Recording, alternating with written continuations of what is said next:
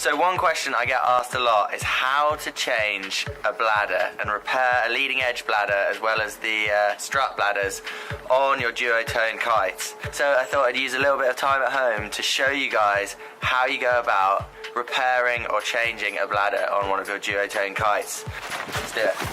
Right, so the first step is to diagnose which bladder actually has a leak. Because all Duotone kites have one pump system, you need to ascertain whether it's one of the struts or whether it is the leading edge that has the puncture. Firstly, it's how to take your bladder out. This is the same whether it's the leading edge or whether it's one of your strut bladders, just with a few minor differences.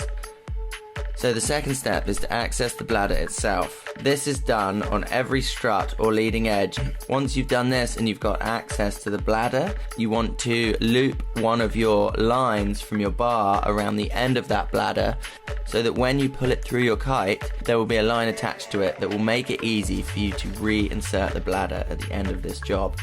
You then want to move on to detaching your one pump system tubes along the leading edge of your kite so that the bladder and the valves are free to be removed. You do this by popping open the plastic clips that hold your one pump tubes in place to the valve. You then go to your access zip on the inside of your leading edge and undo it, giving you access to pull your bladder out of your kite. Make sure that you pop all of the valves back in through their own holes inside the kite itself, allowing you to pull the bladder completely through the leading edge of the kite and not getting caught on anything inside. And then you go ahead and pull your leading edge bladder back through and out of the access zip that is in the center of your leading edge. As you can see, the string will come through with the tip of your bladder, allowing an easy job when you come to refit the bladder itself. You repeat this procedure on both sides of the kite, clearing all of the valves and making sure the bladder comes out smoothly with strings attached on each tip. So once you've done that, a good tip is to totally remove your one pump extension tubes and then reattach them again once the bladder is outside of your kite so that it shuts the valves themselves off, allowing you to inflate the bladder in order to find the hole or damage that you need to repair. The best way to do this, I find, if you don't have a swimming pool, is to get a large bucket of water big enough for you to bend the bladder into so that you can hold it underwater and check for any bubbles coming out. This will make it easy for you to spot any damage or punctures in the bladder itself. Once you've found the hole and damaged areas, you want to get your puncture repair kit that comes in the front of every Duotone kiteboarding bag.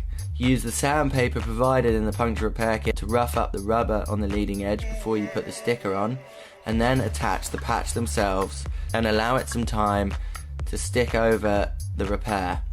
It's always good practice to assume that there's more than one hole, so make sure you go back and test the repair once you've done it to make sure that there are no extra leaks. Now we're back to reinserting the bladder into the kite.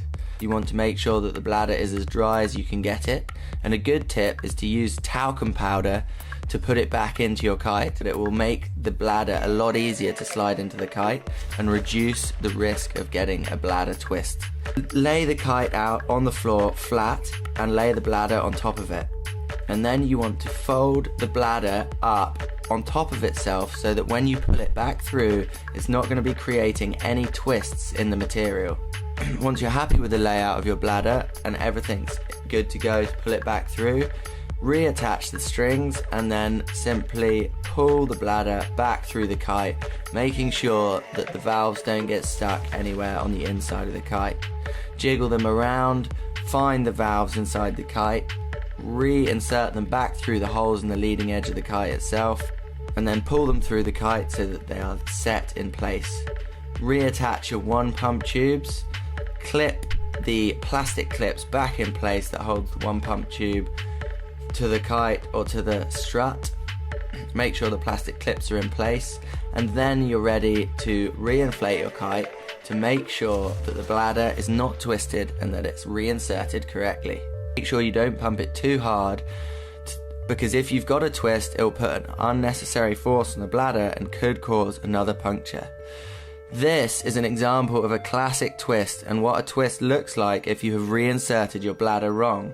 If you see this, do not attempt to inflate your kite hard, and you will have to go all the way back and take that end of the bladder out again and go through the reinserting process a second time. Once you're satisfied that the bladder is inserted correctly, then you can go ahead and reclose the tips of the kite, wrapping the bladder up in the material and poking the Velcro strip back up inside the tip of the leading edge bladder.